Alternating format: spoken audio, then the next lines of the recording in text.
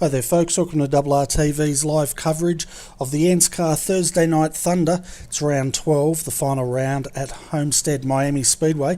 I'd like to introduce you to your commentary team tonight, Ryan Shelton and Danny Trim. G'day there folks, how are you all this evening? How are you, Ryan? Doing fantastic today. It's a lovely 5 o'clock in the morning for me, so good time to have a race. Okay, and we've actually got someone special in the booth with us tonight. We've got Jake Blackall, who will be doing live crosses throughout the race. Say good day, Jake. Hey guys, thank you for having me in the booth. It's going to be an interesting one. It's going to be a different aspect as well to bring on the broadcast, to actually be running in the race and maybe give a little bit of update on what's going on, especially with the truck, as we're in practice at the moment getting ready for Q. That's great, mate. Now, just quickly, how is the track feeling so far in practice? Actually, it's quite nice. The track's not as cool as I would have liked, but it actually is opening up the track a little bit for multiple grooves. So you may be seeing a couple of people as the tyres wear off, jumping in the middle and the high groove. So it's actually going to make the racing really interesting. And have you done any race length runs with the tyres yet? How are they holding up? How many laps are you expecting to get out of them, mate? Should be able to get half distance. So we're looking at, I think it's a 67 lap race. Should be able to get about halfway, 30, 35 laps. Come in, put some tyres on. That will be the window I'll be looking for. Maybe able to stretch it a little bit more, but I think the fuel will be a limiting factor around about 38 laps a tank. And are you expecting many cautions tonight, mate? How's the field been there in practice so far? It's actually been quite tame in practice at the moment. Hopefully it'll be the way in the race. It's definitely no fast repairs, so hopefully that'll bring down the cautions a little bit, maybe one or two at the start. People trying to get used to it, and those with damage obviously not able to continue may let it have a nice long green flag run for the rest of the race. Now, you mentioned something that they're doing a little bit differently this round, and that is the no fast repairs. So it'll be interesting to see how drivers react with that. Yeah, exactly. I think that's going to be the big thing as qualifying started. So I'll be jumping in the car now, doing a Q lap. But that's definitely going to be something the driver's going to be jumping around and figuring out what they're going to do, because it's a big talking point. No fast repair. If someone gets involved in an incident, that's day done. All right, well, we'll let you go, mate, and concentrate on that quali run, which is all important for you. Ryan, what have you managed to drag up on the track stats for tonight? Yep, it's a 1.5 mile oval. While it's the same standard length as a quote-unquote cookie-cutter track, it's actually a legitimate oval, whereas the other ones are more of a D shape. It started out as a square, flat track, very similar to Indianapolis, but much, much smaller, has now evolved into the final track for the NASCAR series and the final track for our series. Multiple grooves. It does have progressive banking. You'll see that come into play, especially as the tires wear off. The lower groove, you won't see too many people running on that white line. You'll see most people running in that middle groove. And if you want to make a pass on older tires, you're going to run up the high groove. So it's going to be interesting to see how these guys attack this track and how they utilize the entire track to advance their position. Right. Now, this track, in the past, throughout the varying layouts of the track, because it does have a road course, there's been some unfortunate mishaps with a couple of drivers passing. We certainly hope we don't see that tonight. Your views? I don't think we're gonna have any issues with people dying for a wreck in iracing. So nobody's going to get tossed across the room with their OSW? I don't think so. No, I think the pure routing was done last week by you, or a couple of weeks ago by you. Hey, I achieved greatness with my helicopter status there. So let's check the results currently. Matthew Clote is actually in first position with his qualifying lap of a 31.0. That would be a tenth of a second gain over his practice run. And our top practice lap of Jason Martin, he is yet to run out on track just yet. And Matthew Clote has shut it down, and then it looks like everybody's just around that 31.0 for the top 5 guys. Yeah, it's certainly close up the top there, the first three being all three in the 30. Actually, I can see top 4 places now are all in the 31s, with Bowitt on a 31.036, Kai Sloggett 31.074, Craig Lawless 31.090, then a dip to Mike Brown with a 31.104, and our championship leader Jake Blackall in 5th place with a 31.141. Yeah, and you'll start to see. You'll see as they'll be able to run one really fast lap around here. Your second lap will always be slower. You're not going to gain unless you really messed up. You're not gaining on your second lap. Most guys are dropping about a tenth off their first to second lap, maybe even 2 tenths. So we'll see. Tire wear will definitely become a factor in this race. That's no question. But it'll be interesting to see how everybody attacks this track. So now we've yet to qualify is the practice times leader, Jason Martin, car 21. Do you think he's holding back and seeing how the other times go first before he does his run? No, he's actually just now hopped on track.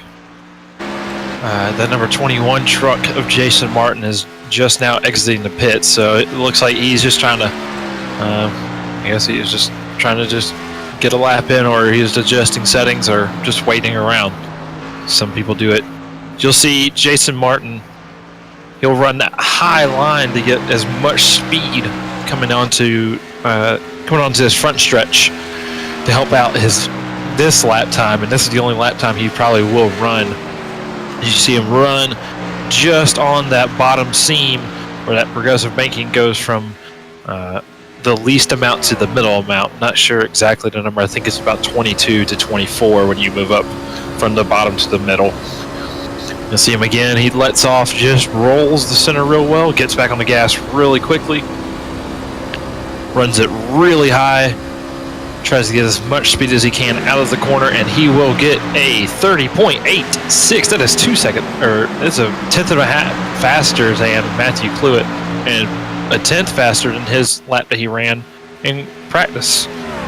I think he certainly looks hungry tonight, and with the time that he's just laid down, he's shown his dominance out there. Yes, Jason Martin has really shown he's one of the faster guys in this series, and especially when it comes to mile and a halves, it seems like he's the runaway guy. Jake Blackall has had better luck, and when it came to the super speedway, he definitely had better luck. So we'll see if Jason Martin can end up winning this race, because it seems for him it's either feast or famine. So we'll see if he can do what he normally does and runs up front. Qualifying isn't one of his strong points, but when it comes to race, I've noticed from watching him, he had no difficulty moving throughout the pack, whereas Jason likes to get up the front and stay there. Yeah, Jake Blackall does tend to move up the pack a lot better, seems to be able to pass drivers a lot better, whereas Jason Martin is very much in that Wind Cup style driving, where he's fast enough to be out front, and if he's out front, you're not going to catch him. But if you put him in the back or middle of the pack, it's going to be very hard for him to move up through the pack. So we'll see if he can change that, or if he can just stay up front. You know, for him, that's what he wants. He just wants to win this race, and that's what he's going to have to do. If Jake Blackall finishes last and Jason Martin finishes first, Jake's going to have a points penalty for Jason to win this championship. So we'll see if see what can happen, and we'll be right here for you. Now, I think those that are qualifying have pretty much almost done their qualifying laps. There's not very many guys to go there. Whoa. Josh Micklemore did not realize that he hadn't ran yet. He just ran, and he ran 0.001 slower than Jason Martin. Wow. Jason Martin's got to be looking at that and thinking, okay, it's got to be on. Oh yeah, it is. It is. With both of them having pretty much the exact same lap time, it's going to be it's going to be a fight between these two. So hopefully we can have a green flag race, and it's gonna be a lot of fun if we can get down. Okay, shall we start running through the starting order? Yep. I think we still have 1, 2, 3, 4, 5, 6 cars who have yet to run, and let's see if any of them are on track. Yeah, I have race control in my ear doing the pre-race chat, so I'm not sure if anyone else is actually going to do a qualifying lap. I think they're going to start from the rear of field if they start. Yep. So we got 6 of them starting from the rear of the field. So we'll start from the very top where we have Jason Martin and Josh McLemore. This is going to be a fantastic fight all night, based off the qualifying time of an 8.61 to an 8.62, and their practice time, which is a 30.955 and a 31.000. So there's nothing between these guys when it comes to speed. Starting in the second row, we'll have Riley Curtis and Matthew Clote. Third row, you have Kyle Sloggett and Craig Lawless starting out in the 6th place. 7th place belongs to James Zeet and Mike Brown, 2 guys who we haven't heard a whole lot from this season. I believe this may be their first or second race, so we'll see if we can get some new names up front. Starting in the 9th position is our in-race reporter with Jake Blackhall, and Phil Otto will round out the top 10. Starting in the 11th place in the 6th row, my bad, will be Edward Foster and Dave Douglas. 7th row will be Ray Yeager and Shannon Mason. 8th row will be Roger Clark and Terry Marwood. 17th place will belong to Stephen Williams. 18th will be Galvin Sadler. Then you'll have Thomas Hines and Wayne Taylor parked up behind them to round out your top 20. Followed by that, 21st is Darren J. O'Brien, and then Daniel Stevens will be 22nd. James Foster, 23rd. Brian James start beside him in 24th. 25th will be Matthew Raymond and James Roble. 27th will be Darren Lord and Darren McKenzie. The 15th row will belong to the guys who did not put down a lap, and they will start in the back. Norman Clark, Danny G, Stephen Catalano, Mirko, that's a name. Daytonic, Mirko D, Jamie McKnight, and Derek Nichols will round out this 34 truck field. So Okay, not as big as we're used to, but is definitely a full field, and it's going to produce some really good racing today. It is. Now I can see the car starting to grid up there now. So the guys will be adjusting their belts, making sure their fuel is set. Obviously they don't need to untick a fast repair tonight because they don't have that option. Yep, so it should change up the driving dynamic with that fast repair call. So we'll see how that ends up changing the game a little bit. See if we can get some good racing in. Yes. Now a few of the guys are just revving their cars up, making sure that the motor's all running fine, the oil's up to temp, the water's up to temp, and they're getting ready for the pace car to pull off. And here it goes. Yep, so pace car is off, and we will have one lap, and they will roll around. Okay, now I've noticed that Jason Martin has actually not gone directly onto the track. He's actually running with a couple of the other guys down the pit exit lane. I'm wondering whether he's trying to look after his tyres a little bit from point 1. No, normally here, that's kind of the thing you do. For if you're on the inside, you move to the inside line, and then if you're on the outside, you go out onto the track. That way you don't cause any wrecks.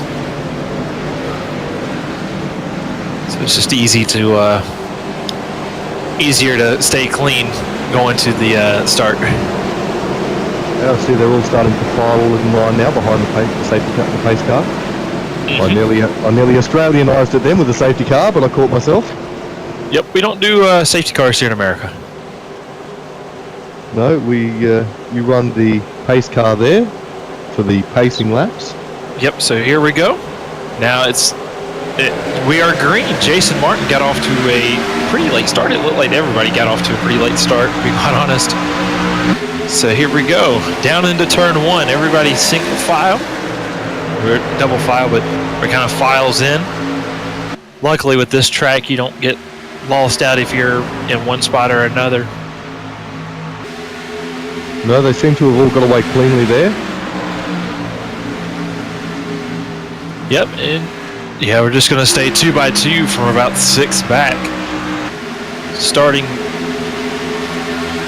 with the 444 truck of Craig Wallace. It just seems like everybody behind him is 2 by 2. Actually, he'll be 2 by 2 now. Yes, he's just been caught on the inside by car 19, which is James Zeitz. Yep, he's a new guy to the series. I haven't heard much of him this year, so we'll see how him and the other new guy of Mike Brown, see how they line up against the pack here. But it currently is looking like a Talladega race. Everybody's kind of lined up in a line. There's a couple of double file, but as you can see right now, everybody's just kind of using the whole track. Everybody is all over the track, just trying to figure out ways to make passes cleanly.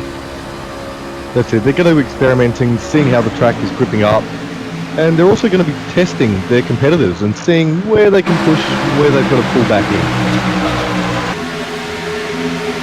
Yeah, and with the 67 laps we have here, if we run green, we will need a pit stop. But the tires are going to come in first, as we see Jake Blackhall really dive up underneath James Zeitz there. To turn 1, he's trying to make every bit of this starting out, make sure he can get up to the front as soon as he can. Well, I would be doing the same there, because if you look forward to car 21, Jason Martin, he's already started to walk away and get quite a bit of a lead happening. Oh yeah, he's already up to a second lead. He already has over a second over his next competitor, which is Josh Micklemore. I thought with those times being a lot closer, we would have seen them be a lot closer. But I think Josh just did not get the start that he wanted. Now James Martin's teammate Kyle Sloggett in that number 12 truck is starting to be under attack from Craig Wallace, who he's under attack from Mike Brown. So it looks like Mike Brown might be able to pass Craig Wallace, as you can start to see where the tires will start to wear out. You'll start to see that right front tire wear out, and these guys are going to start moving up the track a lot more. And as they move up the track... Oh, we've got an accident there. We have an accident. Oh, huge wreck. Craig's Wallace.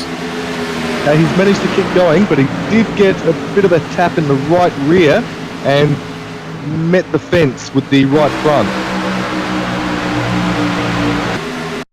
Okay, we're just going to go back to the replay and see if we can pick that up there, folks.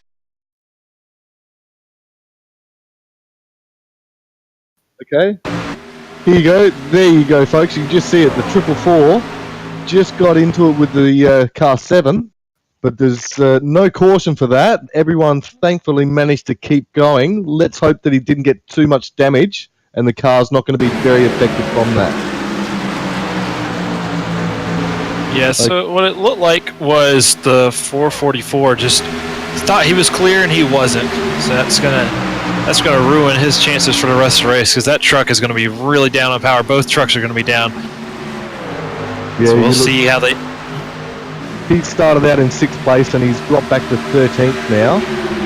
But up the front we have Jason Martin, not affected at all by that, and he's just powering away with almost 1.5 second lead now. Now, also, one thing to think about is Josh Micklemore may be saving tires. He maybe is trying to save his tire a little bit, because he just gained 0.2 of a second on that lap to move that lead back down to a 1.2. It was 1.4. So he might just be trying to save his tires a little bit if he knows it's going to be a long run. So if he's trying to do that, then that will allow him to catch him later on into the run. It has. Now, I can see that Jake has, from his qualifying position in 9th, he's already moved up to 6th. Jake, how's the truck feeling out there, mate? Truck's feeling pretty good. I just had to avoid that incident between Lawless and that coming down the backstretch. But besides that, truck's feeling pretty good.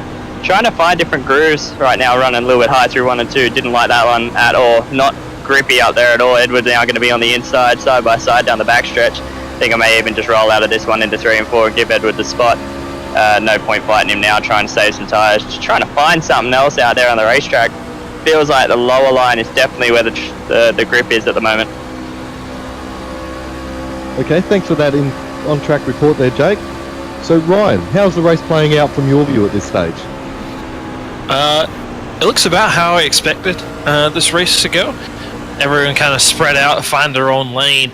I expect there to be an incident at some point, because right now, from about 10th on back, it is absolute chaos. There are trucks everywhere.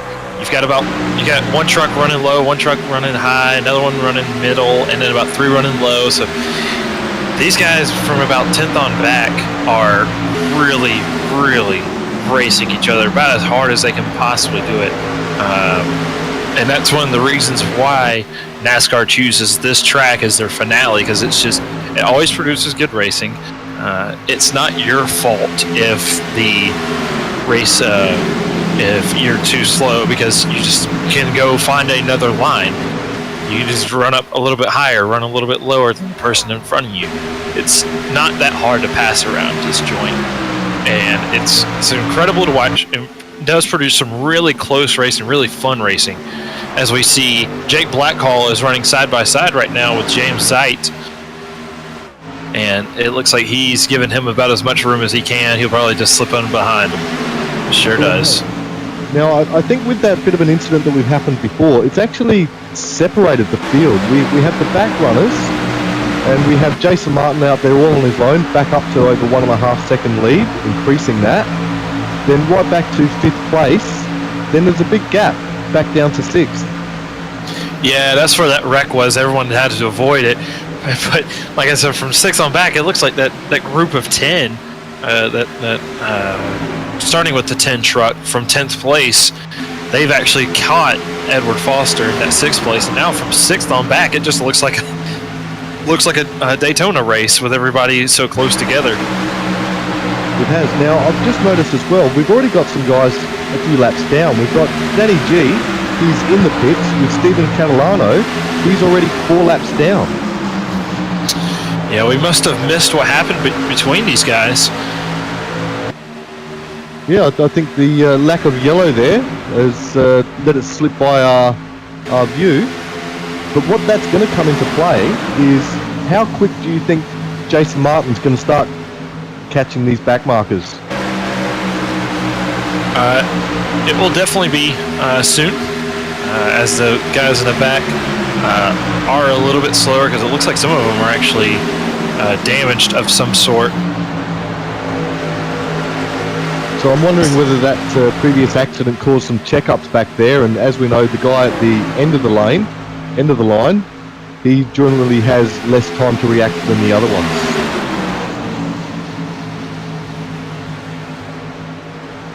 Okay, we've noticed our director in our ear there has just told us that Gavin Sadler is going 3 wide in car 19.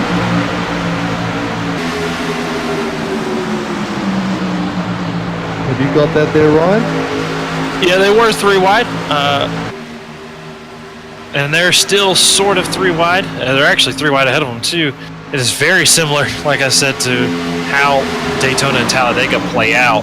It just seems to be that as soon as you get next to somebody, it's hard to kind of run away from them, but the guys in front of you aren't running away either, because you're running just as fast.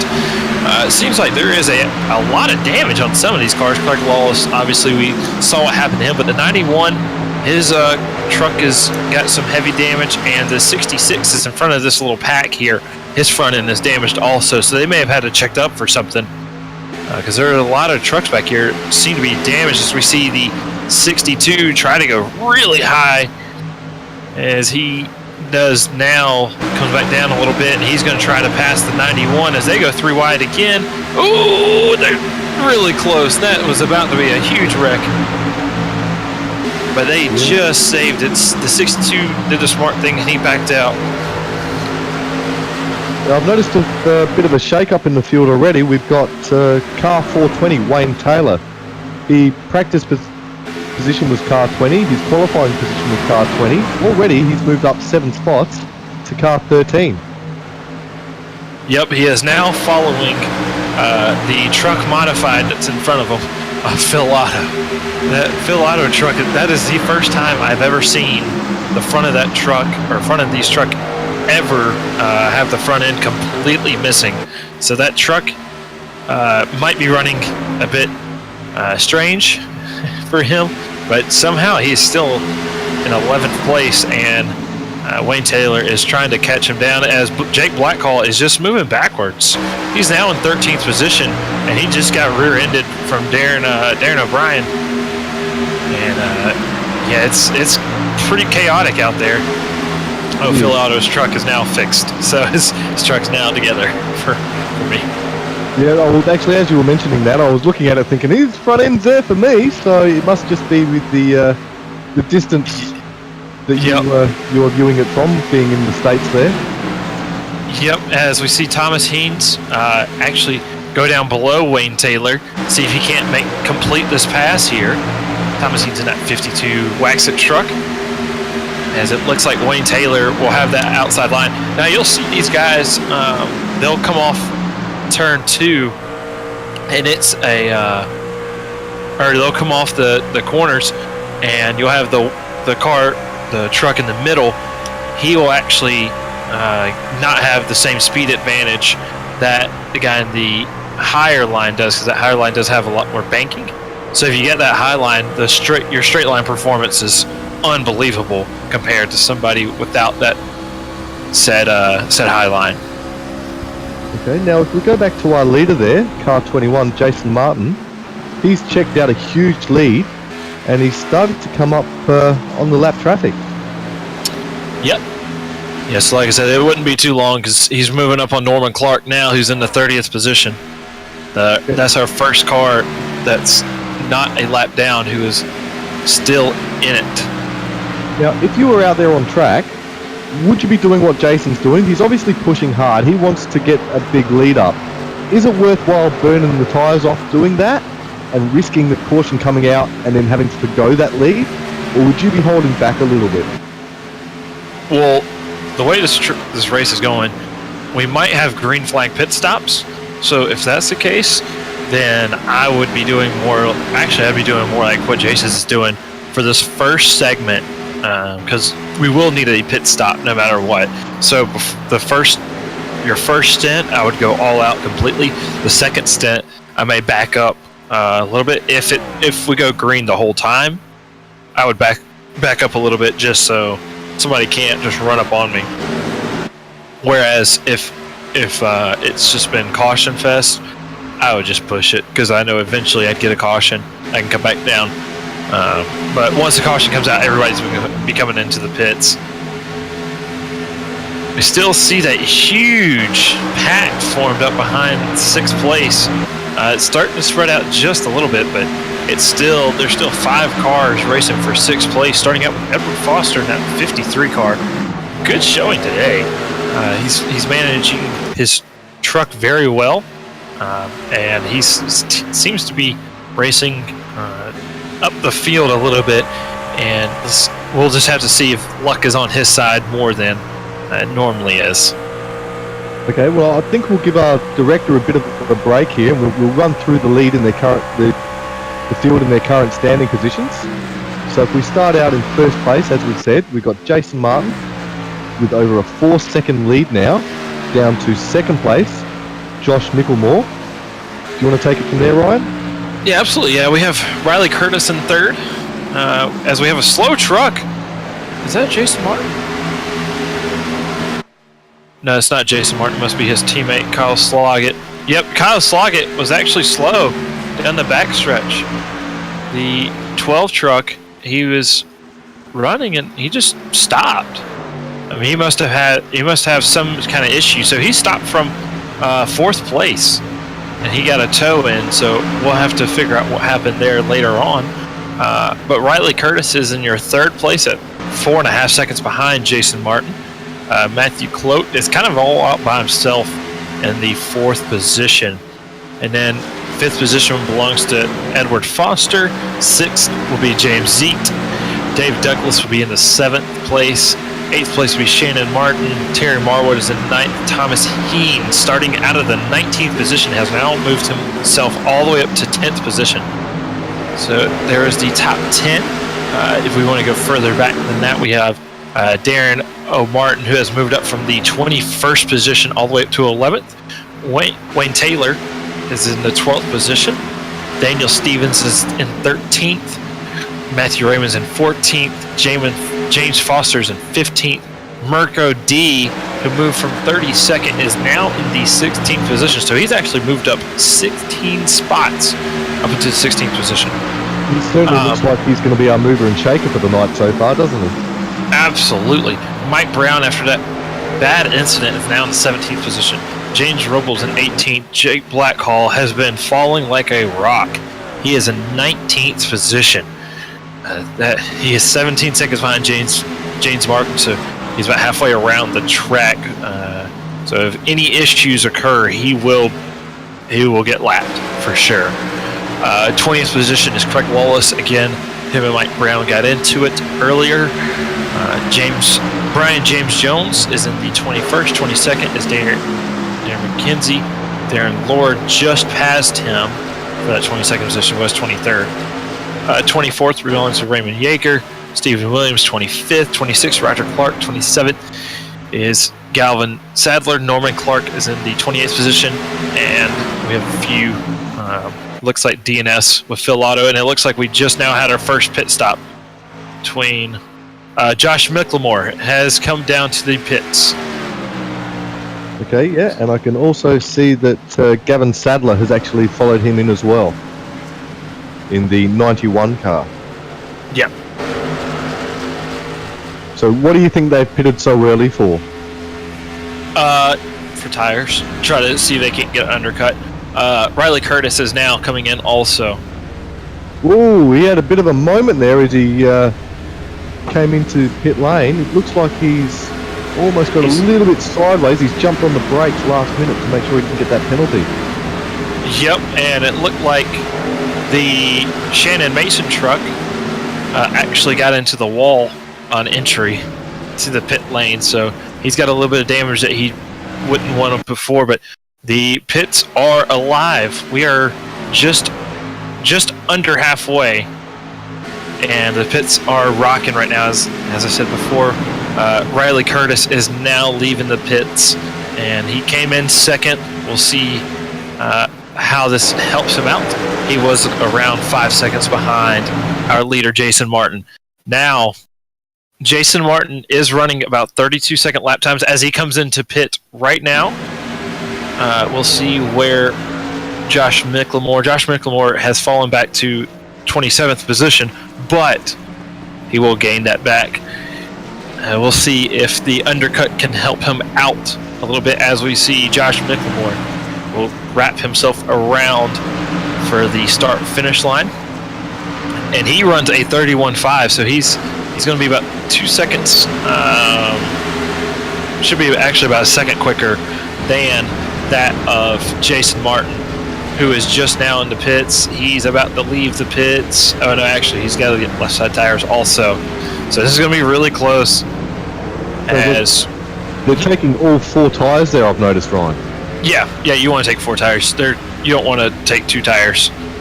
Yeah. So we see Jason Martin's just now leaving the pits, and where will he end up in relation to?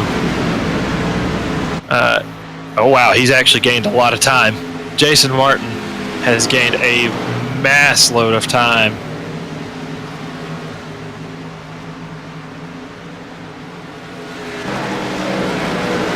Okay, now his pit stop time. Did you get a time on that, Ryan? Yep, so it looked like Josh Micklemore may have overshot his pit box, or he may have done something, because it is actually 0.8 seconds slower over the pit stop that of Jason Martin. But he is a lot further back than 0.8 seconds. So it looks like maybe his in-out time may have been a little bit slower also.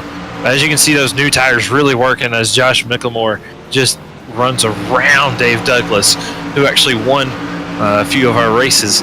But as you can see, those tires are just insane. Now, you'll start to see some of these guys are just going to stay out. They're just going to stay out for the rest of the time until they have to come in, until they run out of tires. That's when, or until they run out of fuel. Because what they're banking on a caution to come out with the huge difference in speed. You can see Josh Micklemore here again with the 93 truck. He should be able to pass him by the time we get around 1 and 2 here. And yeah, you'll start to see these guys. They'll try to stay out, try to make some track position up, because if a caution came back out, these guys would be back down to get more tires to go have another run at it. Good.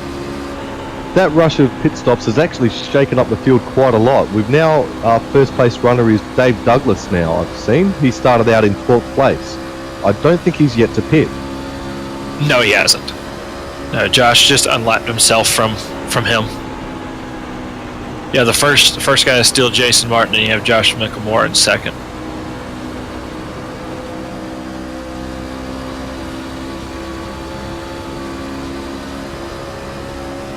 Okay, so we've got Josh Micklemore and Riley Curtis. Josh is currently hunting Riley down, and that is for position, I think, is it right? Yeah. So, yeah, it looked like Josh Micklemore may have made some kind of mistake, because he went way back. Riley Curtis was in the second or third. He was only in like the third or fourth position, and for him to be behind Riley now is a bit different for Josh Micklemore this race. Okay, now that we've had our first run of pit stops, I'm wondering whether it'd be a good time to go to our live track reporter there and see how the car's feeling. Mate, why did you pit then? Did you pit because you felt you needed to, or did you react to the field? I reacted to the field. Then my car's got a lot of right side damage. Actually hit the fence, and it's bent the steering, so that's why I'm actually falling through the field. I'm trying just to salvage something out of this one, but the truck is not liking it at the moment. Okay, I can see by your lap times, your last lap 42, was actually your fastest of the race with a 31.1. Doesn't feel like it, to be fair. It's the truck's really far out. It's a lot of damage to the right side, and it's actually bent the steering, and it's struggling to turn left. So it's when you want to turn left, it's not really turning left now, having to put a lot more steering angle into it. But the racetrack's definitely starting to grip up and change the groove, so see how it all plays out later on. Okay, so are you expecting a caution out there, Jake, or do you think we're going to run clean all the way through to the end? I think the way it's going, it looks like we'll be running green all the way to the end. I need a caution, so I'm praying for one at the moment because I need to get this damage repaired, but I think it will be going green the whole way.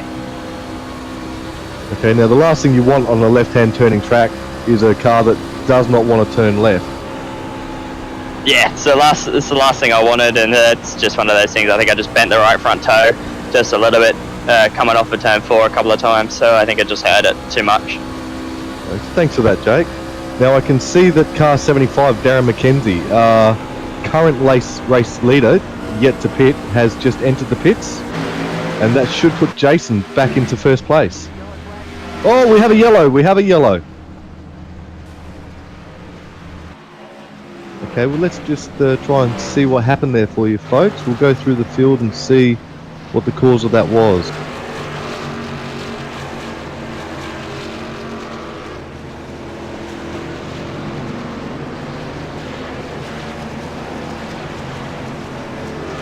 Okay, yeah, I can see there that Steve Catalano, he's actually got into the side of, what do we got here? We have Mike Brown, is that?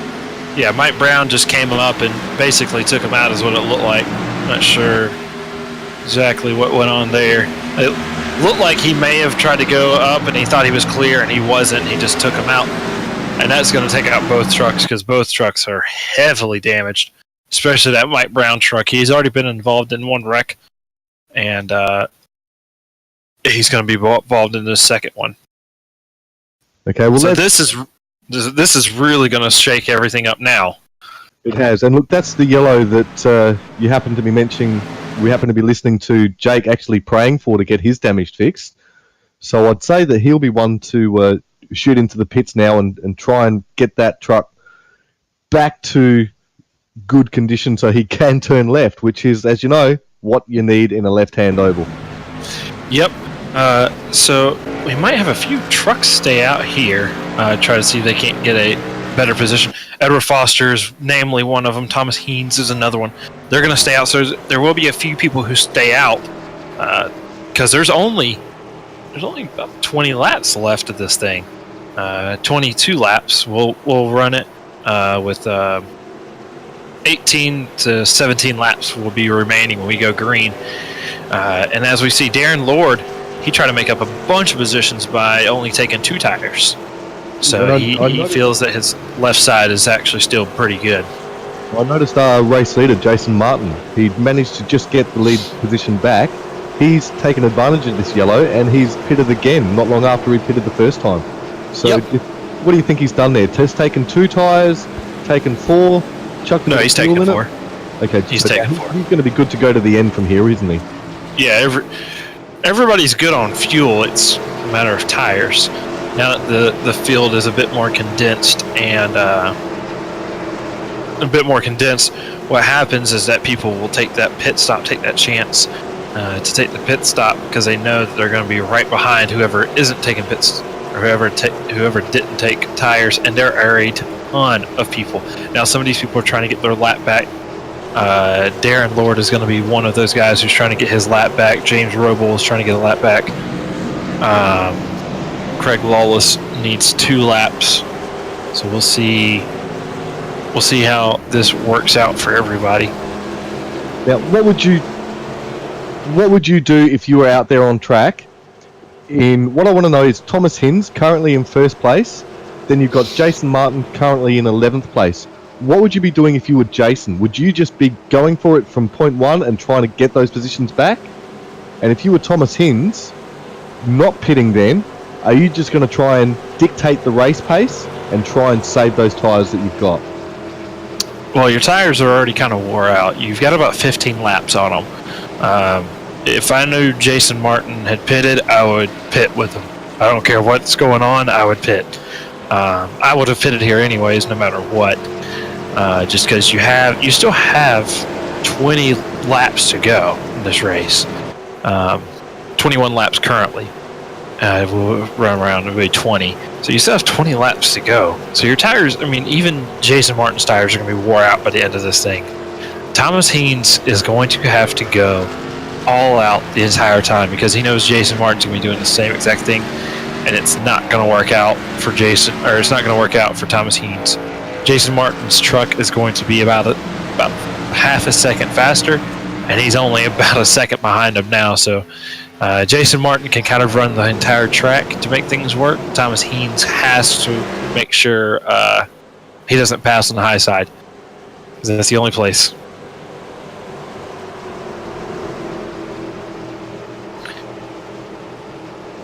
So we got a few guys who got the wave by. The 98 to 99 in the 20 of Steve Williams, Brian James Jones, and Norman Clark. So they will all be on the backside of the lead lap. Now they did get their lap back. So we will have 24 trucks on the lead lap starting out. So we'll be what we're gonna do is we're gonna stick around and watch this restart, see how Thomas Haynes approaches this. Like I said, the top 10 guys in front of James Martin did not pit. So it'll be interesting to see how they attack the rest of this track. And it is green flag. So be wary of Jason Martin, as it looks like one of those guys has missed a shift. Might have been... was it? is Car the 63? 66, Daniel Stevens. Daniel Stevens actually missed a shift on the start. So he's already in the cuffs of Jason Martin, who started in 11th place, and Daniel Stevens started in the 7th. So we'll see if these no tire play works out for Thomas Heens, because right now Jason Martin has nowhere to go. Yeah, He has absolutely nowhere to go. Hinsey isn't the only one who didn't pit then. We've got actually the top three.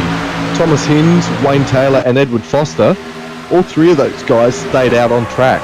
And they're battling hard. The whole top 10 stayed out.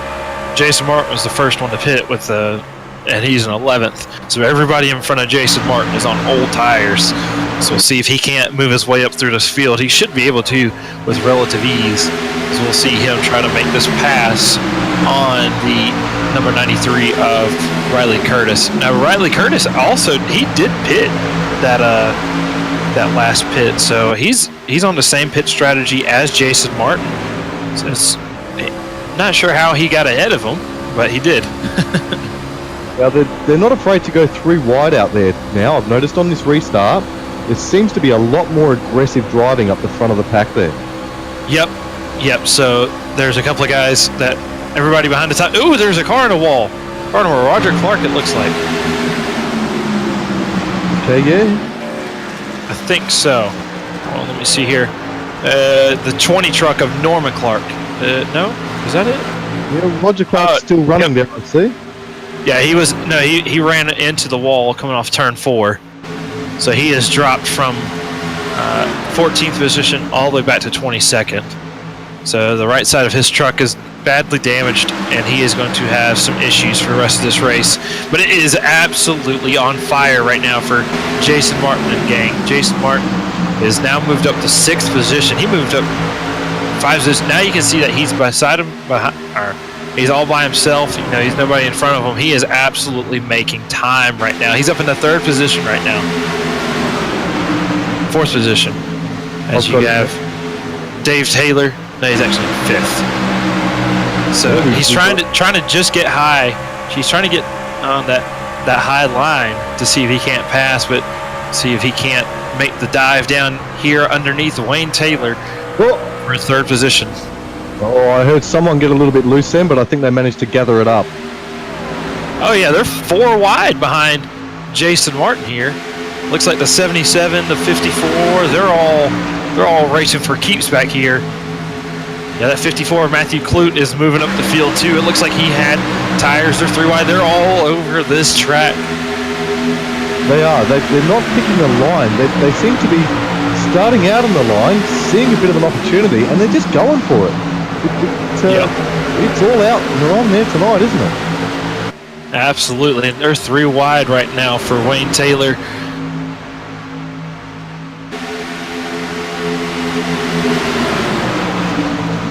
Okay, I think we've had a bit of a touch-up there between Curtis and Marwood. I think they're continuing, but looks like they had a bit of a touch-up with each other there. And Jason Martin has passed Thomas Heens. Thomas Heens is now in 3rd place. Jason Martin goes high on that number 53 truck of Edward Foster. Edward goes low. The only way this is going to work if his Edward can jump back in front of him. He will not, and Jason Martin will take the lead. We'll see if he can't complete that pass through 3 and 4. As you can see, those new tires just working out for Jason Martin right now as he goes high. And there it is. Jason Martin is leaving the pack now. He has. Now, he seems to be the only one that's actually managed to get back up there. A lot of the guys who were up at the pointy end were the guys still that stayed out. Matthew Clute has made up position as they are really 4 wide for the 6th position. And they're 4 wide going into turn 3. This isn't going to work for Josh McLemore, who's low. Oh! As you can see, Dave Douglas emerged as the winner out of that one. He has moved up into seems to be the 5th position. And Josh McLemore is just stuck on that bottom line. They are going bananas right now. There's only 10 laps left in this race. Josh McLemore is trying to make that low line work. He's got those new tires over the guys in front of. Oh, huge wreck! Wayne Taylor. Wayne Taylor, and it's brought out the caution. Oh, and he's just been collected by another car there. Yeah, the 62 of Mirko D, who was having a really good race. Okay, let's go back and have a look at what happened there. I think he actually may have got bumped from the left and he's got up high into Mirko. I think he may have been bumped by Darren O'Brien.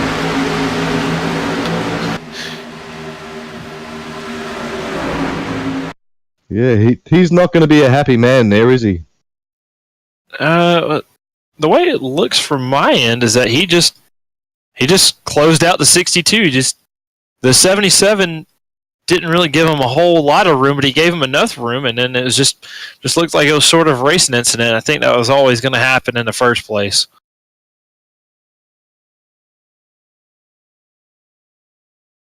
Yeah, I think that's what's happened there. Actually, I think he's has had a bit of contact from the other car, and he's reacted to that contact and moved up, and just not had the room to get past. Yeah, I mean, unless it's netcode on my end, it shows about half a car that he could have gone lower. So it just looks like a racing incident. Looks like Wayne Taylor is just trying to.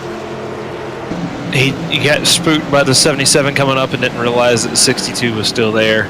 So I think that's just kind of a racing deal. And then as they keep sliding down the road, it looked like the 444 absolutely clobbered them, and that's going to ruin both of their races now.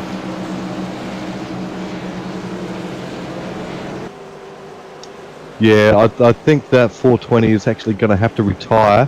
With no fast repair tonight, so close to the end of the race, I think that's race done for him. Yeah, so we'll re-rack it. It looks like everybody stays out, as there is only there's only 7 laps remaining now. 8 laps, my bad. We're gonna get the green flag with about 5 or 4 laps left in this race. And if you thought what you just saw was crazy, it's going to be these guys are about to turn up to 11. What you just saw there was about a 5. I just don't know where I'm going to have to look now. I think I'm agreeing with you. I think it's just going to be on for young and old, and let's hope these guys give each other a bit of consideration still. We don't want to see people have wrecked out before the race, do we? No, you don't want to see that as we see Craig Lawless run into the pits. Yeah, I think he collected the 420 car after they had the accident and they started sliding along. He's collected Wayne Taylor at the back of his car and smacked up the front of his. Yeah, he also had that incident earlier, so he's just trying to get his truck all in one piece. So hopefully make a few more positions, or just try not to blow up with this 5-lap sprint. We're about half. See, now Jason Martin, it's all in his hands. As long as he doesn't hit anything, he should have this race win. He's got better tires than everybody behind him. He's got the fastest truck. So if Jason loses it, it's his fault. Okay. Nobody's going to take it away from him. I think we might cross to Jake for the last time tonight while we're under caution. Jake, what's it like out there, mate? Is it eyes all around your head needed? Yeah, pretty much eyes all around the head and the car and everywhere else. It's pretty chaotic on that restart. I tried to go high and I didn't realise that a lot of them hadn't pitted. So a couple of the guys that are actually on older tyres sort of helped me out and checked me up a little bit. So that's the awareness I didn't have that I needed. Just couldn't figure out who was on older tyres. But it was going nuts there. I just sort of backed out a couple of positions that could have ended in a massive wreck. So I actually got squeezed again coming out of entering turn 3 on the backstretch as well. So I picked up damage again, which is not fun, but we'll see what we can do at the end. So what do you think it's going to be like on the restart, mate? Are you just going to go balls to the wall and go for it? Or are you going to hold back a little bit? We'll see what we do. I still want to do some victory burnouts, so I want to get this card to the end somehow. So we'll see how it goes. I'm not going to try anything different. I don't need to try anything stupid. So we'll see what we can do. Okay, now I might take this moment while we're under caution to our viewers out there. Don't forget to give us a like and let us know that you appreciate what you're seeing there. A lot of work goes into these broadcasts, not just from the ANZCAR admin, but from RRTV themselves. With Bernie switching from comms to director mode tonight, So let us know that you appreciate that work that those guys are all doing for us with that like. And the pace car dives off. Jason Martin just hits the gas as soon as he can. He wants this race over. And we see a huge jump from the 67, I believe that number is, on the Darren McKenzie truck. 75, my bad, 75. He got a huge run. He's going to try to make this outside line work. Right now they're about single file, but I do not think we're going to stay that for too long as we see Matthew Kloot try to go underneath that number 24 truck of Dave Douglas. Oh yeah, they're just everywhere out there, aren't they? This car right now they are. The car in the wall, car 98's just scratched the wall. Managed to keep going though. Yep, they're going to try to use every bit of this track, and right in front of them, they're about to go 3 wide. They did not, and that number 98's still in the wall. He's trying to use every bit of the track, but it looks like his truck has some damage, and he will be moving further back as the race goes on. Jason Martin has now opened up to a half a second lead. We're now down to the remaining 3 laps of this race, and they are really close to that wall for third place. Dave Douglas, Thomas Haynes are just running extremely close for that last, that third place. As you see, Josh Micklemore has moved his way up into 5th position. He's going to pass Thomas Haynes. He's got a huge head of speed, trying to take out Dave Douglas also. There's a truck that just came back out onto the track.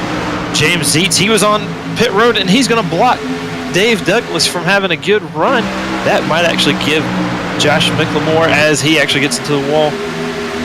Josh Micklemore will pass Dave Douglas there, and everybody has to avoid Riley Curtis. And there's a caution.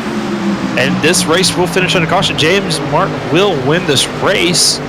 We'll see what happened. Not sure where it was. Jake Blackhall.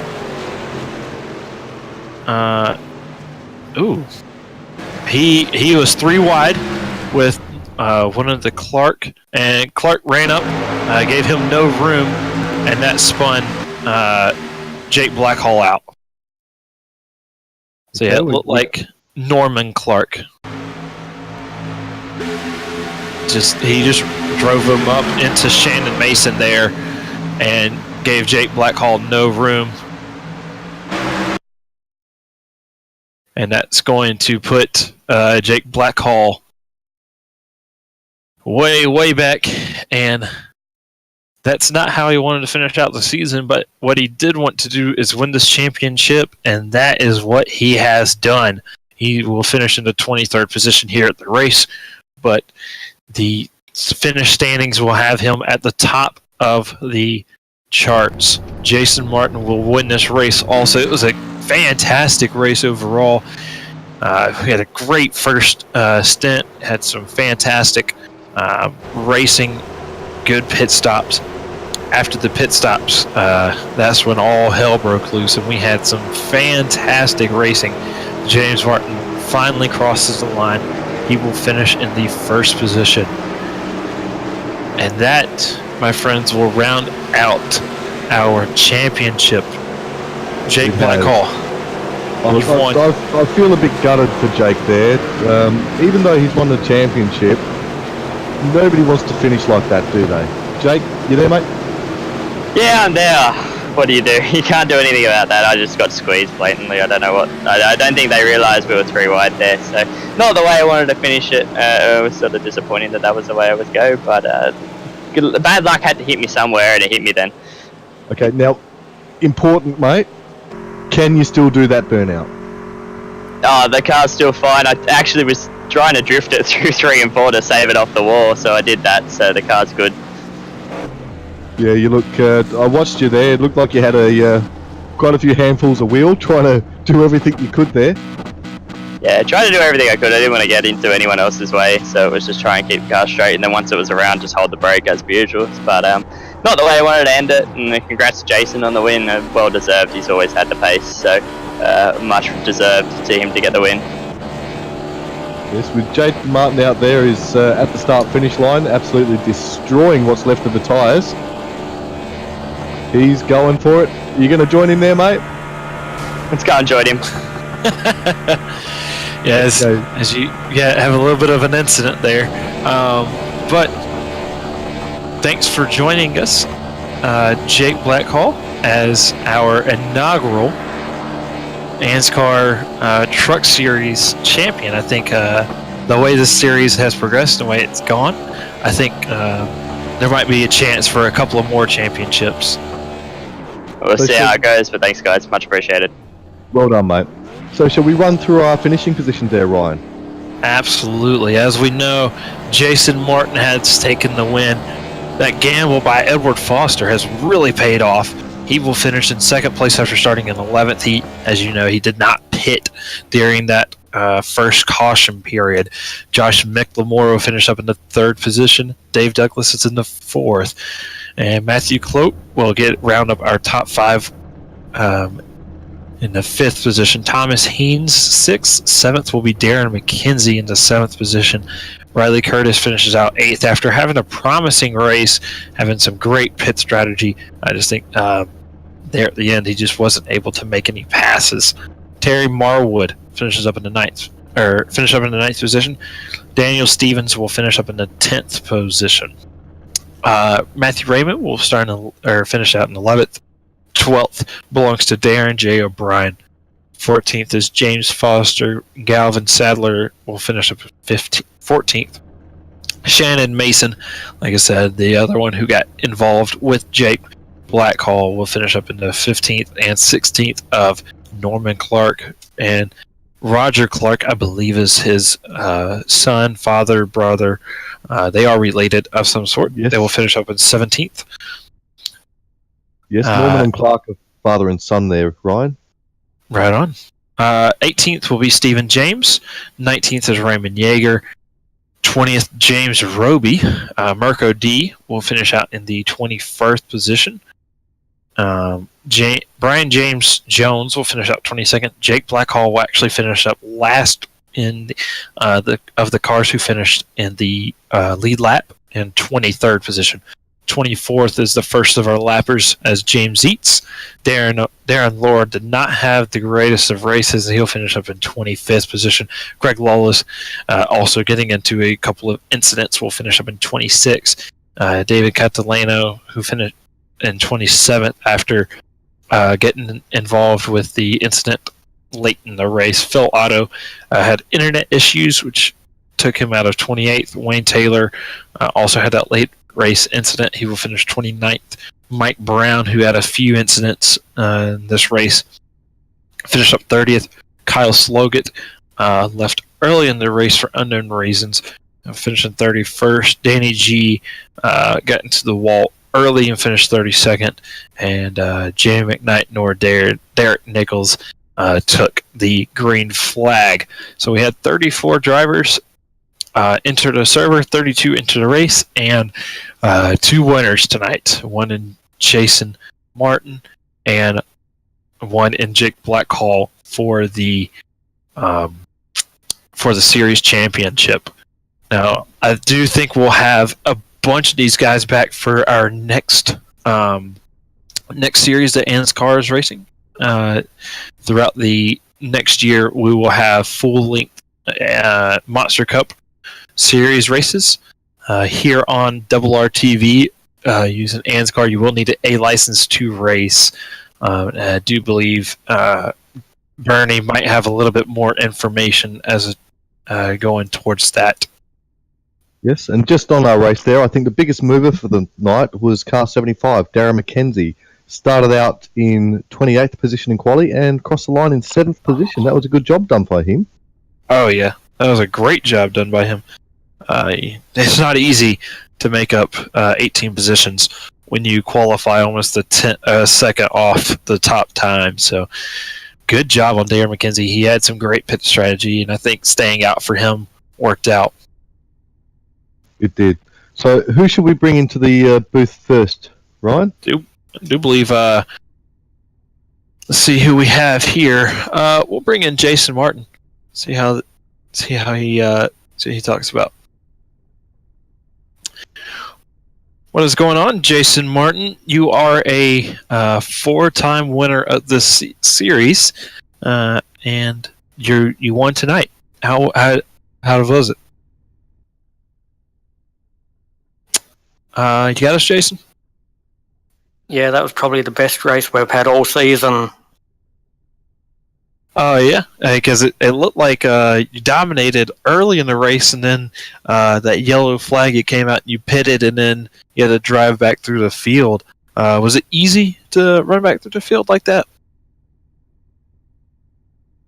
Yeah, during practice I'd been practicing running that higher line, so it worked pretty well in against those guys on slightly older tyres. So, Jason, where do you think you've finished up at the end of the season in the points there, mate?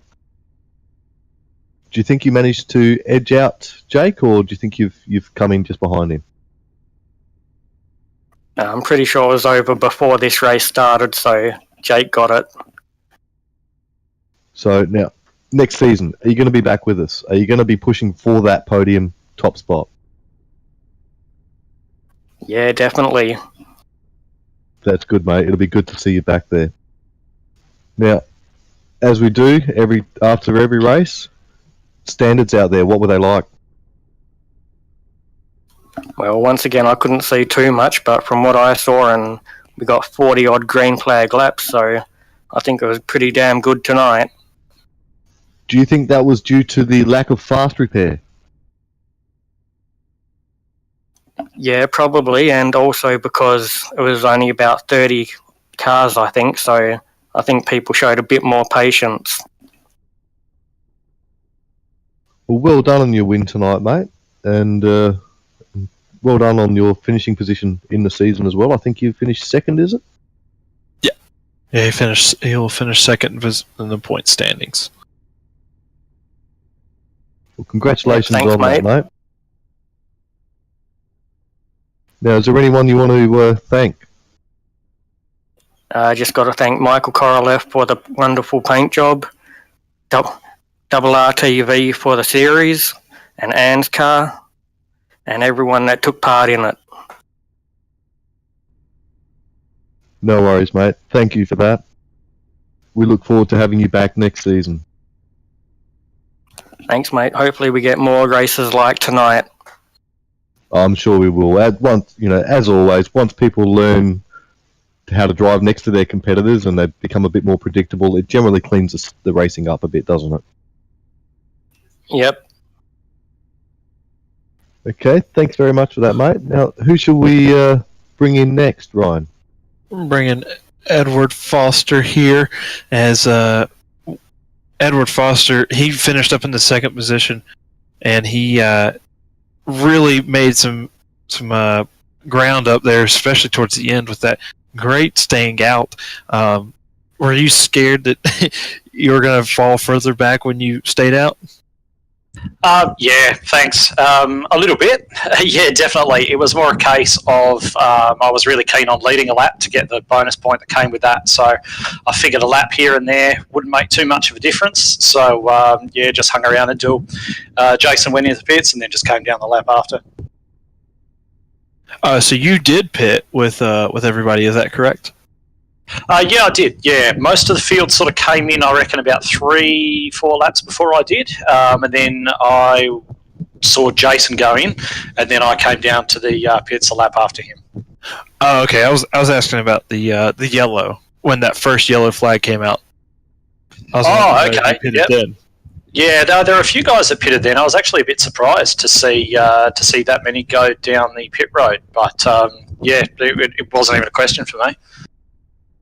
Yeah, because we saw a bunch of people go down, and then we saw a bunch of people stay out. I think we had 10 trucks who stayed out. So I didn't know if you were scared about Jason running back on you again, or the rest of the field running back on you.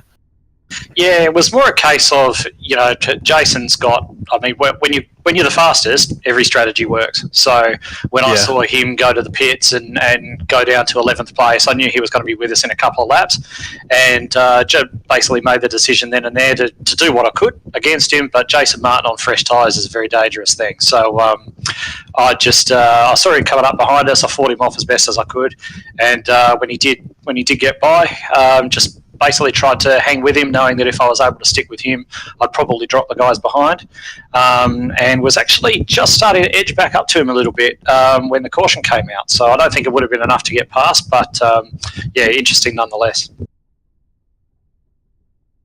Okay, now, mate. That's fantastic, but you know me, racing standards, what were they like? Anyone out there was a danger? Not that I saw. I didn't really get to see any of the wrecks, so I was fortunately away from most of it. I think the first wreck that didn't actually bring out the caution, I think Lawless and somebody else got together against the wall. That was the only one I really saw. So I didn't really see too much of it. Really, I think there are only 2 or 3 cautions in the race, so I don't think you can complain too much when we're having green flag pit stops. Yeah, that's good, mate. It seemed like the racing was a little bit better this race, but overall for the entire season, I know you're one of the guys who started with us at the very beginning of the season. How would you wrap up this season? How did you enjoy it? I loved it. Absolutely loved it. Of course, there were challenging moments, but they more came from the organisational side than the driving side. It's something that Roger and Daniel and myself do because we love it. There's certainly no other game in it for us than that. So really enjoyed the season. I'm glad it's been a success. I'm glad it's pulling big numbers. We've got some really exciting plans, sort of just putting the finishing touches on for next year when the new Thursday Thunder series starts up again, and very much looking forward to announcing that in the coming weeks. Right on. So, yeah, that's what I was telling Jake Blackhall. I think he'll have a couple more chances at becoming a 2 or 3 time Thursday night series champion. So I was wanting to get confirmation before we go too farther on that.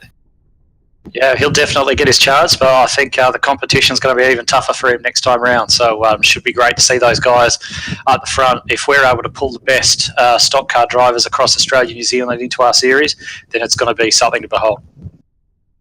Well, I think next year I might have to sit down in the seat and try to see if I can't upset everybody. I think you've got an advantage coming from where you come from, mate. But yeah, you're welcome anytime. Right on. Well, thanks for putting on the series, and thank you for allowing us to broadcast it here on RRTV. And it's been quite the fun. I know we have the full length the Monster Cup series coming up next year, also. So that's going to be a fun one to watch, also. Yeah, absolutely. Very much looking forward to that. Once again, we're really in the process of putting the finishing touches on all the various regulations and formats and everything for that one. And also for our Thursday Thunder series next year is going to carry a bit of a different look as well. But once it's ready, we can't wait to announce it to everybody. It should be very good, and also thanks very much to RRTV for coming on board and bringing us to, I suppose, the wider community. And it'll be great to have you guys on board again next season. Right on, and we will see you sooner than later. I think we'll be back with you as soon as we start up the 100% series. Absolutely. Thanks very much, guys. Now, is there anyone you want to quickly thank before you go, mate?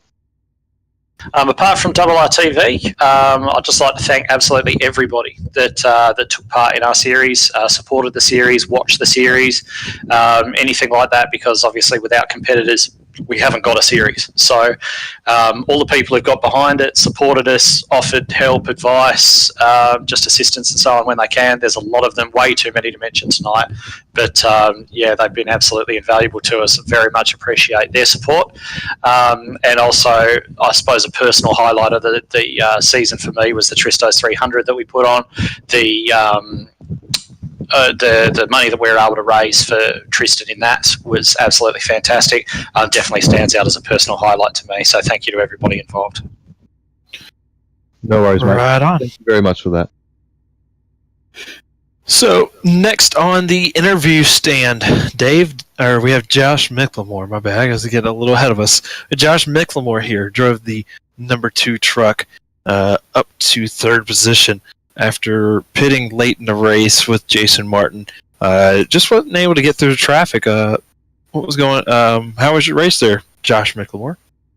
Yeah, very good, very fun race tonight. Yeah, it was pretty hard getting through the field because everyone was sort of running their lines and that, but no, it's good fun. Yeah, so it also looked like when you came into the pits, you lost a lot of time, especially to Riley Curtis, who you actually ended up being behind there for a little while. Did you have any issues on your pit stop? No, I probably should have practiced a bit more going into pits. I think I've done it once. Oh, yeah. I haven't raced here for quite a long time, so yeah, I was a bit rusty. That probably cost me a few seconds, but that's racing. Yeah, because we noticed that when the pits started to happen, you're only about 4 or 5 seconds behind Jason Martin. When you came out, you were all the way on the other side of the corner, which is worth about 7 to 8 seconds. So it looked like you lost about 2 or 3 seconds. I didn't know if you had an issue or not. So for that first stint, were you trying to save tires, or was just Jason Martin just pulling away that fast? Yeah, I wasn't really pushing it at all. I was sort of trying to save. Yeah, it's not my best track, but yeah, I was just trying to do the best I could with the tyres I had and not push it too hard. But yeah, I'd practiced a lot with Jason a couple of days ago and stuff, and I knew he was going to be a lot quicker, so sort of just try to keep my own and see how I go. Yeah, we noticed in the qualifying session you managed to lay down a lap that was just as fast as Jason Martin, but we thought it might have been a little bit closer. But I think Jason Martin just had a little bit more of the long run. Yeah, he definitely had a long run speed more than me. How you going there, mate? Hey, mate, good yourself? I'm good. I'm in the air conditioning in the cool tonight. I didn't have to sweat it out there on track like you boys did. Yeah. You know what's coming, don't you? Driver standards. What were they like? Is there anybody out there on that track that shouldn't have been? Nah, not tonight. Everyone raced pretty cleanly, I thought, especially middle way of the race. We were 3 or 4 wide at some stages, and we all sort of gave each other enough room, and we had some close racing there, so it was good. Oh, geez, you guys are just killing me tonight. There was no trouble. There's nobody I can flame. Nah, not tonight. Oh, well done tonight, mate. You had some excellent racing out there. Now, before we let you go, is there anyone you'd like to thank? Just ANZCAR for putting on their league. Been fortunate enough to be a part of it for 5 weeks, I think, now. So it's been good fun. So I look forward to next year, and you guys for broadcasting as well. No worries, yeah, man. We know that you joined a little late with us this year. If you do plan on coming back next year, I do believe you have a good shot at taking this championship. So we'll be looking forward to next year, and we'll see you then. Yep, no worries. I'll be there. Cheers. Now, I've just our director's just let me know, Bernie. Sorry, Bernie, our director, has just let me know, Ryan, that there was a bit of a mix-up in the points last round. And I've got a link now to the points, so I thought we might just run through the championship points before we speak to the next person. Alrighty, yeah. So the way the points have lined up, it looks like Jake Blackhall has taken the total points win, and Jason Martin finished up in 2nd place. Dave Douglas finished up in 3rd in points. Thomas Haynes actually moved himself up into 4th position this event, which would take James Foster out of that 4th position. He only finished up there from about 5 points ahead there, and Jay O'Brien finished up in 6th. Darren McKenzie moved him up into 7th. Roger Clark moved down into 8th.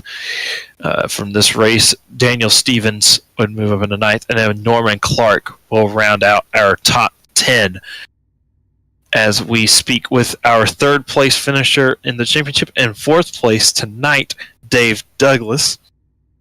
David, it looked like you had a great race out there. You didn't really start out too well. Didn't start out too hot. It looked like you started to fade back a little bit, and then the end of the race started to come around.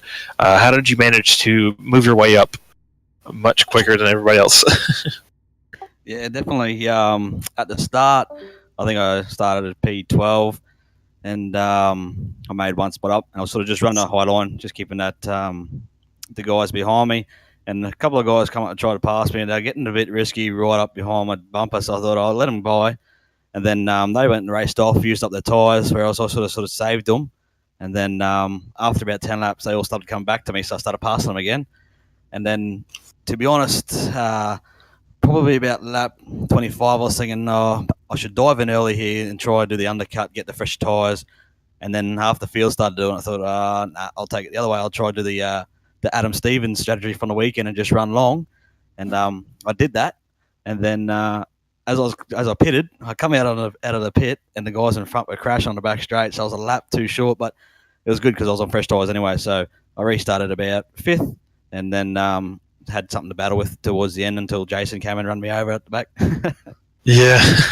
I noticed there was a bunch of people who stayed out, so I didn't know if you had waited to pit or if you had pitted and just kind of stayed out. But yeah, pitting right before the yellow comes out is probably your best bet, or maybe wait until the yellow actually happens, but you don't really know when it's going to happen.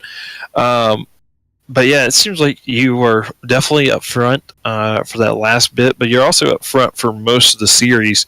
So how have you enjoyed this series so far now that we're at the end of it? Yeah, no, it's good to be at the front. That's where there's no trouble, I guess. But no, the series has been great. It's the first time I've been a part of the series, and yeah, hands down, probably the best series I've been a part of. Right on. So it sounds like we're going to have you back next year and fighting for a championship, trying to take a Black Hole space away from him. Yeah, definitely I'll be back, but I need to find something more for those boys up front. I think you got it. You've got a win under your belt. Yeah, I'm happy. I got a win. I would have been disappointed if I didn't get one, but I managed to jag one. G'day, mate. How you going? Daniel, mate, how are you? I'm good. Usual from me. Driver standards. What are they like out there tonight? It was a pretty clean race overall. Oh, I said in the practice that if we go green, it'll be more fun than running around behind a pace car. That's for sure. And that definitely happened. That was some great driving out there, especially on those couple of restarts and the 6 or 7 lap dash to the end. I know I took Jason Martin and one of the other guys were 3 wide, and then another couple of times we were 3 wide, and it stuck. So it was good fun, but it was hard to pass, getting blocked in on that outside. So you just had to try and drive to that right-hand rear corner, and then hopefully they leave you that space. So do you think driver standards have improved throughout the season, or do you think that a lot of the track choices come into that? My opinion is the driving standards did drop off in that mid-season, and then some of it is a bit of track as well, especially Phoenix is well known for that sort of eye pacing, if you want to call it. But they have obviously picked up tonight. We took the fastest repair away, and I think that made a difference. But yeah, they started off good. They sort of lulled in the middle, and then this week they've come back great. So what are you expecting from next season? Are you expecting guys who were just pipped at the post to go out hammer and tongs straight away and things to be a little bit rough again? Or do you think that now everyone's got to race with each other for a season, that respect has been earned and will be given?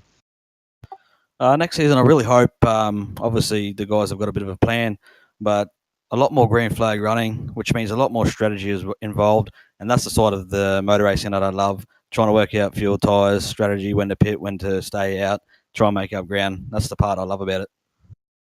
Great. Now, is there anyone you want to thank, mate? Yeah, definitely. So I got Riley Curtis Designs for the paint. We got the award for best paint this season. So we'll have to get him on the job next season as well. CapSafe and Ash Media Speedway footage, and special mention to RRTV, Bernie and you guys for the broadcast, and a big shout out to ANZCAR for all the guys there putting on a good show. That's great, mate. Right on. So That was Dave Douglas. Finished fourth in the race, third on the year, which is a great finish from him. We will now drop in our fifth place points, but also sixth place on the track. He actually was able to gain 1 points position. Thomas Heens, how's it going there, sir? Hey, yeah, not too bad, I suppose. It's a bit of a bittersweet end to me because I think I should have had a top 5 out of that one, but ended up getting a bit balked at the last sort of little green flag run there. I've never really been too good with short sprints though. My style always suits the long runs, which is why I was loving it when we had that lovely green flag run at the start because I was just chipping away, working my way up the field. And I think I was up to 5th off the after the stops, so managed to time the pit stop right and just my style, I'm able to sort of chip away and keep the tyres alive. And I was noticing that over the green flag run, just slowly chipping off positions here and there. But yeah, I was actually obviously took the lead there in the second to last caution there when some of the guys behind pitted, or in front pitted for the fresh rubber, which was good to say I've led one of these for a bit now. Held on for longer than I thought. I thought the others would catch me a bit quicker, but I was talking to Matt Clote, a teammate, and he was saying that they took a bit of time for the tyres to get up to temps and really kick on, so that's probably why. But no, it was good to lead it for a bit. And then Jason came, and well, it's Jason, there's nothing I could have done. No matter what I did, he was going to get me. It's just Jason. Yeah, and then in the final, as I said, final dash, probably not quite what I was hoping for. A little bit disappointed with it. I think I kind of got a little bit screwed over when James came out of the pits there, lap car, and and it was a tough situation. It's always hard to know what to do in those scenarios, or where you're going to go, which way is the best way, especially when you got like 3 guys and 3 wide behind you. It's always hard to call. So nothing towards him, but I just in the end, just because of the scenario, it was all a bit dodgy. So I kind of all a bit a bit dicey for a while. So I just took it a bit easy, and that probably maybe cost me top 5 to let Matt get a run on me, my teammate, and he just pit me, as the caution was called. So if the caution had been called about 5 seconds earlier, I would have got 5th, but it was called just as he pit me. So yeah, no, it's still a good run. 6 is still good, and came up I think from 19th, I think about 13 spots or something, so that was good. And yeah, good to get a top 5 in the championship. I just looked at it then on the standings. I was just surprised to see myself there. I'm still pretty probably nowhere near as experienced as a lot of people in the field in oval. So yeah, to get a top 5, especially after missing the start of the season, I'm pretty chuffed with that. So no, overall a lot of positives to take from it. Just a bit disappointing at the end of the time. But, still a good result, and it got me that 5th in the championship. So a lot of positives to take from this season. Yeah, I was actually looking at it. It looks like there was actually a correction. You actually finished up in 4th. For the championship. So you're only behind Dave Douglas, Jason Martin, and Jake Blackhall, who are the 3 who took wins this year. So other than Josh McLemore and Kyle Sloggett. So of the people who ran up front, you were right behind them. So and you missed 2 races. So I think next year you definitely have a chance at grabbing that championship if you decide to join back with us again. Yeah, I know for sure. I mean, if obviously being time zone should be fine to make it unless anything comes up. But at this point, I'd be fine and definitely keen to, because it's good to have at least a series to keep me oval skills sort of up to whack, I suppose. Don't get too rusty. Yeah, no, that's good, and that's kind of comforting too, because it means that even if I'd got that 4th or 5th in that race, it wouldn't have affected me in the standings. So that's sort of comforting to know. But as I said, it was really good fun. I really liked. I think the credit to the admin's decision to take off the fast pair was a really good one. I think. I mean, as Ed was mentioning, we were talking about it in the green room before. I think the track kind of lent itself to maybe a bit of cleaner racing, just because of the way that Homestead works. That probably helped as well. I think having a no fast pair helped as well, because obviously you couldn't just wreck and then repair whatever damage you had instantaneously. It meant people had to be a little bit more cautious and be a bit more aware of what was going on. So no, it was a good call. I think it definitely made it an awesome race. Definitely my highlight of the season. So really good to finish it on a really positive note, because it was a lot of fun. Those green flag runs, really good battling, really close battling. It was awesome. That was really good fun. Right on. So do you have anybody you would want to thank this year? Yeah, well, I guess as usual, Waxit have jumped on with us recently. Big thanks to them for their support for the team. It's really appreciated. Big thanks again to JP for putting together that Waxit skin for the truck. Looks really, really good. He did a top job with it. Looks fantastic. So big thanks to JP for putting together the skin for me for the truck. Otherwise, obviously, Race Centre, Carney, GTI, usual other sponsors we've had for quite a while. A good time now. They've continued support is always very much appreciated. And yeah, as always, big thanks to the team. They're always awesome bunch of lads and awesome fun to race with. And it's always good to, when we're racing, we're sitting in our Discord, just chatting away and keeping in touch and what's going on. So it definitely makes the races even more fun when you've got some guys there you can kind of chat away with as they're going along. So no, big thanks to them. Big thanks to Bernie as well, RRTV, for the broadcast. And I guess lastly, probably the biggest one, obviously, big thanks to the guys at ANZCAR. They made a awesome series. It was fantastic stuff. Overall, awesome season. And I'll definitely, assuming nothing comes up and clashes with it, I'd definitely be very keen to do more next season if I'm able to make it. So no, awesome stuff from the guys in ANZCAR. Big thumbs up. And yeah, I'm sure next season is going to be even bigger and even better for sure. Hey Thomas, how you going? Yeah, not too bad, Dane. Not too bad. Okay, my favourite little pork chop. Standards. Yes. Oh, now I heard you right this time. So yeah, they were really good. As I said, they were really good. It's amazing, I guess, not knowing that you can't just have some knocks and then instantly fast repair it in a caution pit stop. Something. It's amazing what that can do for the racing. I think I definitely noticed it, especially off the start. And the first 10 laps of the race. Obviously, it's always when you can get those really big wrecks when everyone's first starting again the race, get used to the car and the grip levels and that kind of thing. But everyone was really good though. Really, no one was being too ridiculous. Everyone was just taking their time, getting in the groove, giving space, all that kind of thing. So it was really good to see. The stands were fantastic. So yeah, I think and ANZCAR, of course, learning from all this as they go. So I think they've learned a lot from this season. They're going to take this all on board for next season, which I think if this tonight's season go by going into next season, I think the standard's going to be awesome next season if we keep up what we had tonight. So I'm looking forward to the next one a lot in that regard. Excellent. Now I've got 3 questions for you. Okay. Ooh. Okay. You've raced quite a few of these races in this season. Mm-hmm. First question. You only finished 45 points behind. Mm. Do you think maybe you held back too much? You should have sent it that little bit more? I've actually been doing that a bit more in other series. Anyways, the V8s would have seen a few moves I've sort of done been a bit of that nature. Guess I'm getting more confident in the V8 and a couple other cars to do those moves. But maybe a bit more aggression would have been needed. I think the main thing, and it's kind of the same in road as well. Main thing for me is probably qualifying. I need to be better at getting at 1 lap pace. And second is just off those short runs in restarts. So those sort of 5 lap dashes at the end of races or that kind of thing, or even just in the middle of races when there's those short dashes of green. I think I need to be a bit more, but probably a bit aggressive to a degree, but also just in terms of racecraft, but also just with the car being a bit more willing to push into the corners and sacrifice some wear to hold track position in those early phases is probably the thing I need to kind of balance a bit more. I probably go a little bit too far on tyre saving, which is great for when it's really, when there's some real long green flag runs like we had tonight, but we have those short spurts, you kind of lose out initially from that.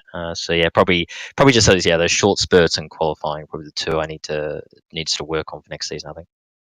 Okay. Thanks, mate. Second question. Who was the best driver? Now, you only missed two rounds, so you should have a really good thought on this. Who was the best driver throughout the series? Well, I mean... And I'm not talking points, and I'm not talking finishes. Yeah. No, I get you. Well, there's a heap of guys I could not really mention, to be honest. I think Dave was really good. I really liked him throughout the season. He was very impressive. Obviously, had the win at Charlotte. And just was generally very impressive over the season. He had some great racing with him. Very clean racer, but fights hard all the time as well. So I think pretty impressed with Dave. Blackhall for winning, of course, I know you said not points, but Blackhall, he won for a reason. He's a super consistent driver. Seemed to struggle a bit tonight, but otherwise he's been very consistent all season, so he'd be a big standout. But I just think, I don't know, Jason, you just can't go past. I don't know, just in qualifying, he's just deadly. The pace he pulls out in quality is ridiculous, and in the race, he's able to just pump out those laps, and consistently too. He's able to be lightning quick while also managing to keep the tyres alive as well. So I don't think you can go past Jason, to be honest. Edward Foster's another one I'd say is a very, very impressive driver this season. But yeah, Jason to me. Just got to be Jason. All right, cool. Now, opposite end of the scale for the final question. Oof. Is there any one over a continual season you were weary of?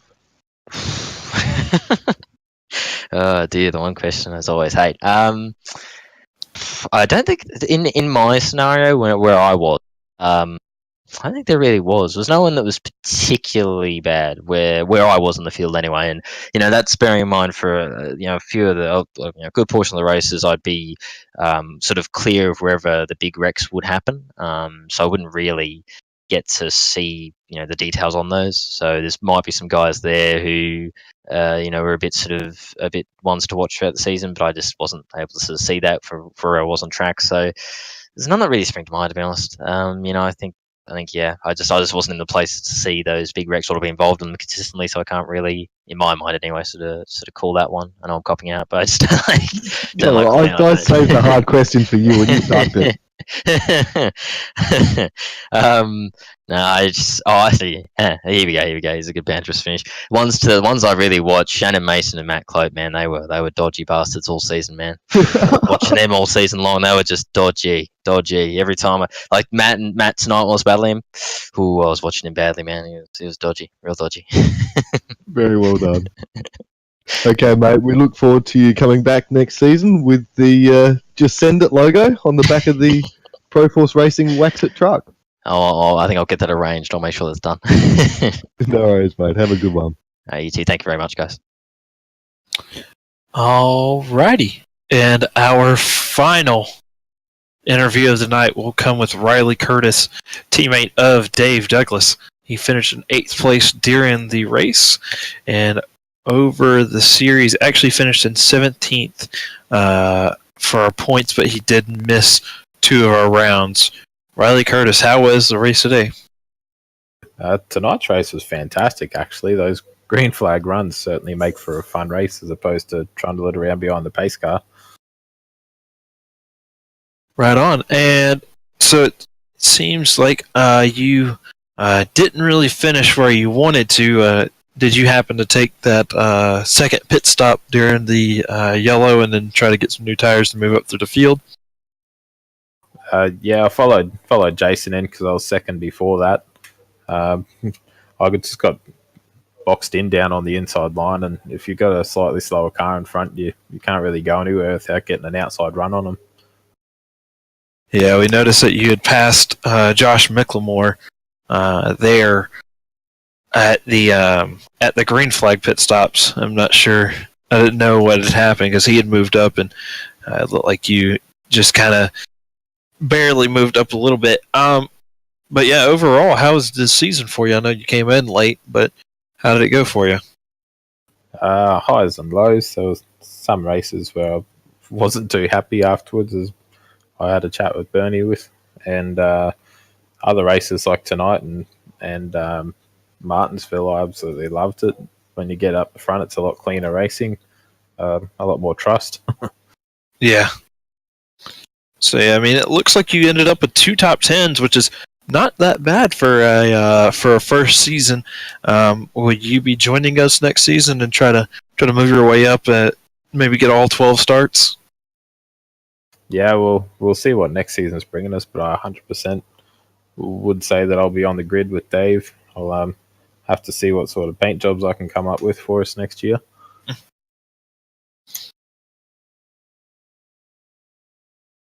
G'day, mate. How you going? I'm good. How's yourself? I'm very good, thank you. How was driver standards out there tonight, mate?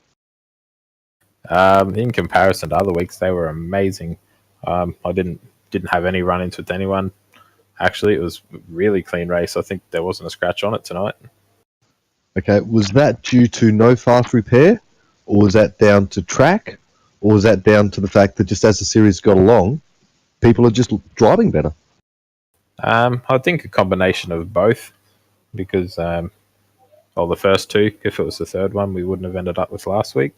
But the track itself, I find, is really great for clean racing because it's quite wide, different lines you can take. But the lack of fast repair, I think, stopped people from going for those big moves when they normally wouldn't. Okay, now you said your car came home scratchless tonight. Yeah, from what I remember, I don't think I scratched anything. Okay, so overall tonight, everyone was a lot better behaved then. Yeah, 100%. Like we raced really hard there for a while after that first caution, and I don't think anyone really touched up the front there. It was brilliant. Do you reckon you could name best driver of the night in standards? Oh, hands down, Jason Martin. He showed us all how it's done tonight. He pulled away from me and Josh in that first stint, and then did it again in the second stint, and he obviously worked his way to the front at the end there. That's good, mate. Right on. Is there anyone you want to thank before you go tonight? I'll thank myself for putting time in to do mine and Dave's paint jobs, which I think they came out well for the season, as well as CapSafe, Ash Media Speedway footage, and Speed Cafe. Thanks a lot, mate. You have a good one. Well done. Thank you, and massive thanks to RRTV for putting us on the interwebs for this season and getting us out to the world. It's been an awesome season of broadcasts. No worries.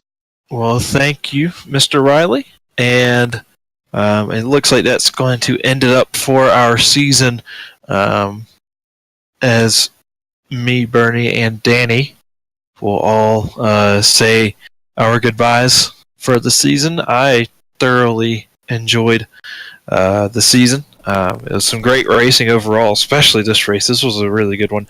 So many other races probably could have been a little bit better, but I think we're going to get closer to having a very, very good series the more often this happens. It is, mate. Now, I heard you mention before that you're thinking about throwing on the driver's suit for next series.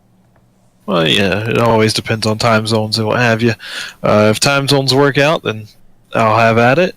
If not, then I'll just drive every other series, or I might, or every other week, or I might be in a booth for every other week. So it all depends on how my lap or how work goes and how I feel. I might show up a few races and spoil the party.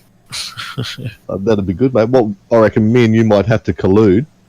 I'll race one round, you race the next round, and they add our points together. Well, I think you might be a little bit of a paperweight for me. not as much as your ping there, sir. No, well, with high ping, that means I can wreck people and nobody. I just claim that code. No worries, mate. Well, look, it's been great working with you tonight. I was wondering if our director wanted to jump out of the director's chair and back in the comms booth just to finish off with us tonight. Yeah, fantastic effort, guys. It was a new experiment tonight, so I think it worked out all right, but fantastic season. And, yeah, looking forward to seeing what ANZCAR can bring next year. Yep, and I believe that's going to end it up for the season. From over here in the States, I'm going to sign off. Yeah, and thanks, Ryan, for jumping in for this season as well. It's if you don't know, folks, he's where are you from? North Carolina, so it's probably like 6, 7 a.m. over there for you at the moment. Yeah, we're over here in South Carolina. Yeah, it's 6:45 in the morning for me, so as we're getting done, I woke up this morning about 3 o'clock, and just to make sure I was awake for the race. Yeah, no, I appreciate the massive effort you put towards this series and sacrificing your sleep to join us here in RRTV. So thanks very much for doing that, and hopefully now you can go and get some rest and kick your heels up. I think it was Thanksgiving yesterday, wasn't it? And well, it's today? Thanksgiving for your Thanksgiving, or Thanksgiving for your yesterday. It's our today. Okay, well, happy Thanksgiving and enjoy that. And, yeah, and have a good Christmas, and hopefully we'll catch up again next year when you're out on track racing. We can see how much of a paperweight that Danny is. Yeah, I had to teach Danny a few tricks so he wouldn't be such a paperweight. Yes, no, I've credited you that before in a previous broadcast. That a couple of tips you've taught me on the oval that I put to use to this day. Yeah. So. And of course, Danny, tomorrow night you're joining me for the Australian Online Supercar Championship. We've got the Phillip Island 650, and that's going to definitely test out your tonsils. Oh look, it's a great series. Nick Hausler, manager of Triple S Racing, the guy puts on a really good series, and it's an endurance race tomorrow night. So they always bring out the quick, fast guys, and really looking forward to it, mate. Yeah, it's going to be absolutely awesome. And folks, you can check out when that broadcast starts by going over to our YouTube page. It's scheduled there. And I think it's a fairly early start for us. I think we go on air about 7:45 p.m. GMT plus 11. So, and then we'll probably be going to, I reckon, about midnight our time. Yeah, it's going to be a late one. Yeah, it'll be awesome. Also, big thanks to all the viewers out there that joined us for the ANZCAR Thursday Night Thunder this year. Hope you've enjoyed it. We've definitely enjoyed it, bringing it to you, and we're definitely looking forward to seeing what we can do with the series and the other things ANZCAR's doing in 2018. So if you've got any feedback on what we did for this series as far as broadcasting goes, definitely send me a PM. I want to get some feedback on how we can improve it, so we can do this series justice and make sure it's presented in the best way we possibly can. But until then, folks, thanks for joining us, and thanks to Danny and Ryan for commentating tonight. And whatever happens tomorrow, folks, wherever you are in the world, stay safe. If you're over in the US, have great happy Thanksgiving, and if you're elsewhere in the world, happy Friday or whatever time, place it is for you. But until then, folks, on behalf of Ryan Shelton and Danny Trim, I'm Bernie Weemers. Thanks for tuning into RRTV, and we will look forward to your company again soon.